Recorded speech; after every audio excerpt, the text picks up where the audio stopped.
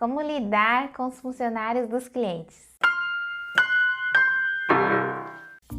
Olá, eu sou a Lilian e esse é o Passo a Passo Consultoria e hoje vamos falar sobre esse tema. Isso daí daria uma série de vídeos porque falando de relacionamento humano, de comportamento, cada pessoa tem um tipo de personalidade e é difícil lidar de um único jeito com todos os tipos de pessoas sem que haja algum atrito. Então, você consultor, ao longo aí das visitas, ao longo de atendimento em vários estabelecimentos, vai se deparar com muitas pessoas, com muitos colaboradores e como lidar com eles. Você sabe que uma pessoa nessa posição nossa de consultor, de assessor, precisa ter um relacionamento com toda a equipe de funcionários de cada estabelecimento. E quando esse consultor não consegue se relacionar com a equipe, a estadia dele no local está comprometida. Sim, eu já vi alguns consultores tendo que dispensar clientes porque não conseguiram lidar com os funcionários e às vezes até o próprio cliente dispensa a consultora por causa desse relacionamento que não acontece. E esse problema é muito mais comum do que a gente imagina.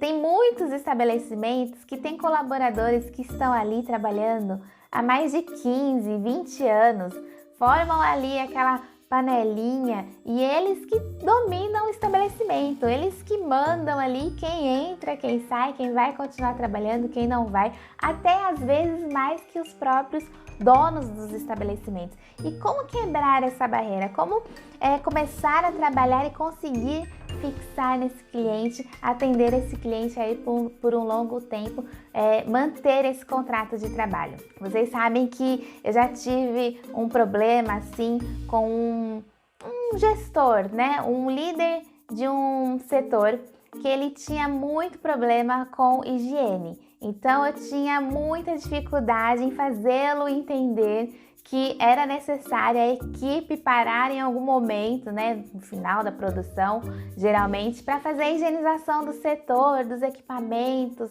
dos azulejos, enfim, de toda a estrutura do local. Ele era totalmente contra e sempre que eu solicitava para algum colaborador parar de fazer o que estava fazendo para fazer alguma organização, alguma limpeza, a gente tinha ali algum atrito. E eu ficava pensando, eu preciso convencê-lo, eu preciso modificar esse pensamento, eu preciso que a cultura dele mude diante disso, porque afinal de contas nós sabemos que a higiene é primordial, é essencial para qualquer estabelecimento, para qualquer serviço de alimentação. Então fica aqui no decorrer de todo esse vídeo que eu vou mostrar as estratégias, vou compartilhar as estratégias que eu tive com esse colaborador, que no final de tudo, assim, a gente temos até hoje um bom relacionamento, viramos amigos. Hoje em dia ele é consultor de produção, então nos clientes que eu vejo que há necessidade, eu indico o trabalho dele e vice-versa.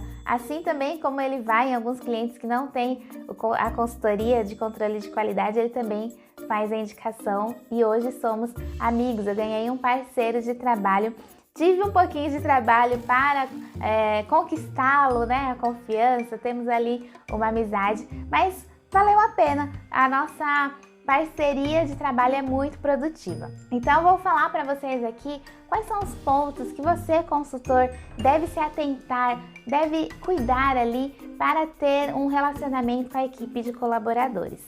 Passo 1. Ser amigável. Ser amigável é diferente de ser amigo de alguém. Uma pessoa amigável é uma pessoa que é uma pessoa receptiva, uma pessoa que sabe ouvir, uma pessoa que dá atenção ao próximo, uma pessoa que mantém a positividade. Só não pode confundir, né, profissionalismo de amizade. O consultor, ele precisa ser profissional ao ponto de ser imparcial com qualquer colaborador. Porque se ele não mantém esse profissionalismo, ele pode beneficiar um colaborador em detrimento de outros e isso não é legal para você quanto profissional. Passo 2. explicar o motivo dos procedimentos, explicar, orientar de forma completa, ao invés de apenas mandar ou delegar. Então, é horrível quando a gente faz alguma coisa de forma mecânica, sem saber o porquê daquilo. Então, por que não posso usar pano alvejado? Por que não pode usar adornos? Por que eu não posso levantar a lixeira com a mão? Tenho que usar o pedal. Por que eu preciso higienizar um FLV, frutas, legumes e verduras? Por que existe um procedimento para fazer isso? Por que eu não posso apoiar utensílios, objetos diretamente no chão? Por que seguir uma técnica específica para lavagem e higienização das mãos? Para quê? Por que fazer controle de temperatura de equipamentos? Então, quando o colaborador entende o motivo dos processos, ele está muito mais tendencioso a executá-los da maneira correta, porque ele recebeu ali informações dos riscos e benefícios de seguir esses procedimentos. Então você dá autonomia para ele, você passa uma responsabilidade para ele que ele consegue assumir, e de fato isso é treinar e capacitar um colaborador para executar qualquer atividade. O funcionário, ele adquire assim uma consciência e ele não faz somente por fazer. Terceiro passo, dar o exemplo. Faço o que eu digo, mas não faço o que eu faço. Isso não funciona na consultoria. Você, consultor, vai perceber que a todo momento, cada passo que você dá no cliente, os colaboradores estão ali observando você. Seja observando para aprender, você servindo ali de inspiração para ele executar da mesma forma com que você executa as coisas. Seja também para pegar algum deslize seu e argumentar isso contra você quando você for fazer qualquer exigência para esse colaborador. Então, por exemplo, por que eu não posso pintar a unha se você está com a unha pintada? Se você tem esmalte? Por que eu tenho que tirar a minha aliança se você não tira? Isso daí você vai ver que eles falam mesmo, sem pudor nenhum, sem vergonha nenhuma. E aí, consultor, como que você lidar com esse tipo de situação? Por que a gente não pode comer na produção e você pode? Enfim, você já deve ter lembrado aí alguma situação semelhante a essa.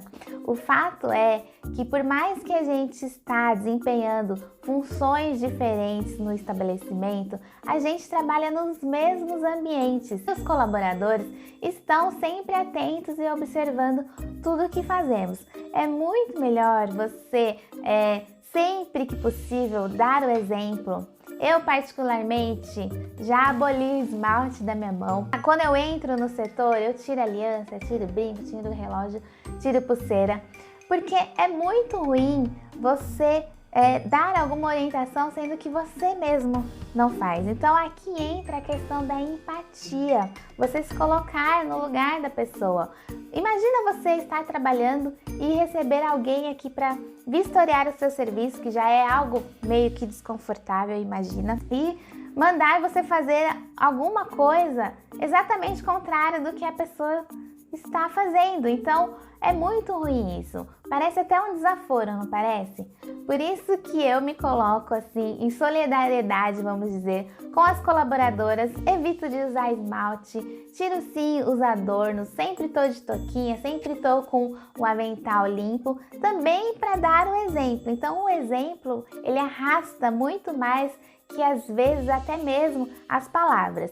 Então, sempre que possível, dê o exemplo, seja uma pessoa com uma postura impecável dentro da empresa, que tem muita gente te observando. E mais 2 dicas extras aqui no final. Critique individualmente e elogie publicamente. Se você precisar dar algum feedback negativo para um colaborador que está te dando muito trabalho, sendo muito resistente, nunca o faça publicamente na frente dos outros, porque isso não vai ajudar em nada ele mudar o comportamento dele. Pelo contrário, ele vai ficar ainda mais com raiva de você e gerar mais atrito e ser cada vez mais resistente.